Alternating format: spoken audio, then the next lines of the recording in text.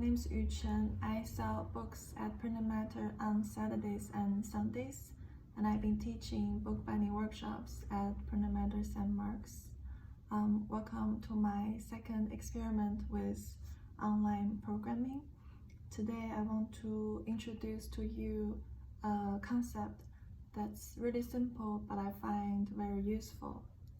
It is called grain direction. It's a property of machine-made paper.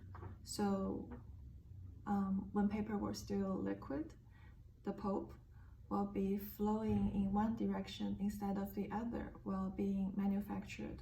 So you can imagine the fibers are lined up in one direction instead of the other.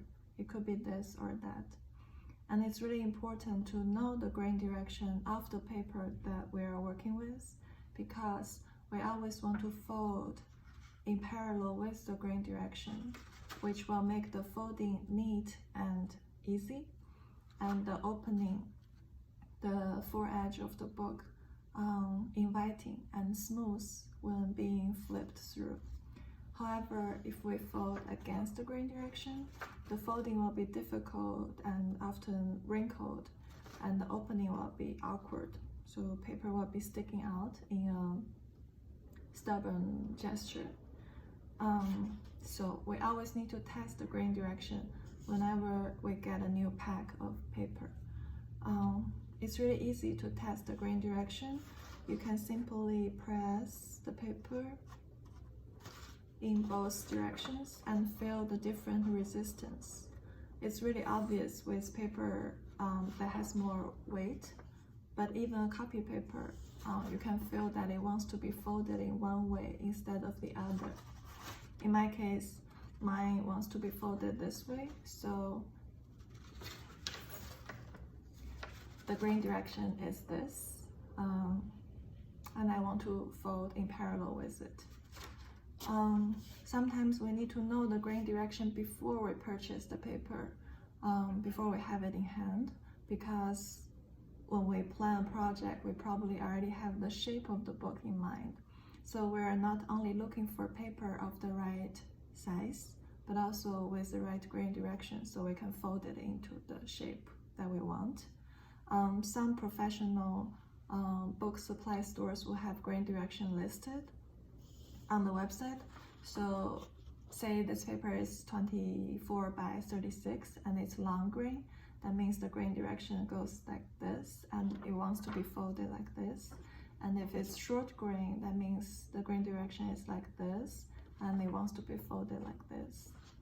Sometimes we buy paper that's larger than the book that we're planning.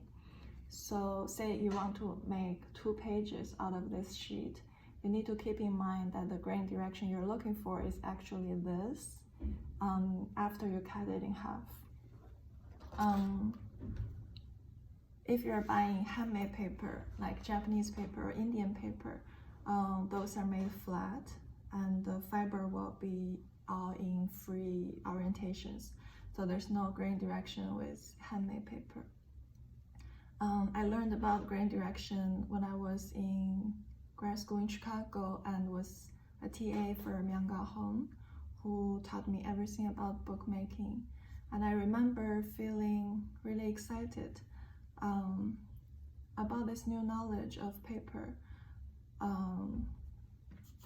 because I've been working with paper for so long, and it feels really important and necessary to get to know it deeper under the surface, and understanding that this usage has always been a collaboration. We each have our own tendency and agency even. So to work together, of course, we need to get to know each other more. And I think this knowledge is applicable not only when you make a book, but when you're handling a lot of things. In Printed Matter, sometimes customers ask me to roll a print or a poster for them. I would always test the grain direction and roll with it, so it's less likely to hurt the print. That's what I want to show you today. Maybe I'll see you again. Take care.